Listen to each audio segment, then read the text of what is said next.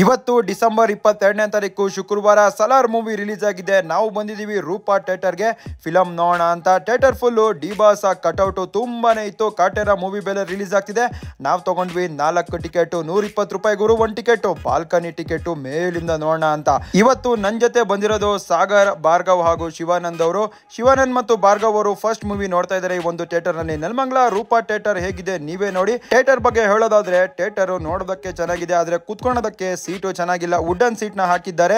ಇನ್ನೂ ಕೂಡ ಒಳ್ಳೆ ಸೀಟ್ ನ ಹಾಕಬಹುದಾಗಿತ್ತು, ಅವಾಗ ಕಂಫರ್ಟಬಲ್ ಚೆನ್ನಾಗಿರ್ತಿತ್ತು. ಕನ್ನಡದ ಸಲಾರ್ ಮೂವಿ ಸ್ಟಾರ್ಟ್ ಆಯ್ತು. ನಮಗೆ ಸ್ಟಾರ್ಟಿಂಗ್ ಅಲ್ಲಿ ಉಗ್ರಂ ವೈಬ್ಸ್ ಕೂಡ ಬಂತು ಅಂತಾನೆ ಹೇಳ್ತೀನಿ. ಆದ್ರೆ ನಮ್ಮ ರವಿ ಬಸೂರ್ ಅವರು ಮ್ಯೂಸಿಕ್ ಇನ್ನೂ ಕೂಡ ಚೆನ್ನಾಗಿ ಕೊಡಬಹುದಾಗಿತ್ತು.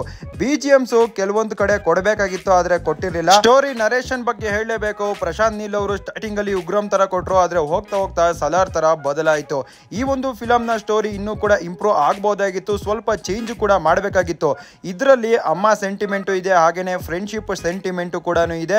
ಪ್ರಭಾಸ್ ಅವರ ಆಕ್ಟಿಂಗ್ ಚೆನ್ನಾಗಿದೆ, ಹಾಗೇನೆ ಒಳ್ಳೆ ಫೈಟ್ ಕೂಡ ಇಟ್ಟಿದ್ದಾರೆ. ಬೇಜಾರೇನಪ್ಪ ಅಂದ್ರೆ ಮ್ಯೂಸಿಕ್ ಚೆನ್ನಾಗಿದ್ರೆ ಗೂಸ್ ಬಂಪ್ಸ್ ಮೂವ್ಮೆಂಟ್ ಕೂಡ ಚೆನ್ನಾಗಿರ್ತಿತ್ತು. ನನ್ನ ಪ್ರಕಾರ ಈ ಒಂದು ಮೂವಿಗೆ ನಾನು 10ಕ್ಕೆ 7 ರೇಟಿಂಗ್ ನ ಕೊಡ್ತೀನಿ. ಇದು ಪಾರ್ಟ್ 1. ಪಾರ್ಟ್ 2 ಇನ್ನೂ ಕೂಡ ಬರಬೇಕಾಗಿದೆ. ಪಾರ್ಟ್ 2 ಅಲ್ಲಿ ಏನಾಗುತ್ತೋ ನನಗಂತೂ ಕೂಡ ಗೊತ್ತಿಲ್ಲ, ಆದ್ರೆ ನನ್ನ ಫ್ರೆಂಡ್ಸ್ ಮಾತ್ರ ಹೇಳಿದ್ದು ಇದು ಆವರೇಜ್ ಮೂವಿ ಅಂತ. ನೀವು ಕೂಡ ಒಂದ್ಸಲ ನೋಡ್ಕೊಂಬನ್ನಿ, ಕನ್ನಡ ಮೂವಿಗೆ ಸಪೋರ್ಟ್ ಮಾಡಿ.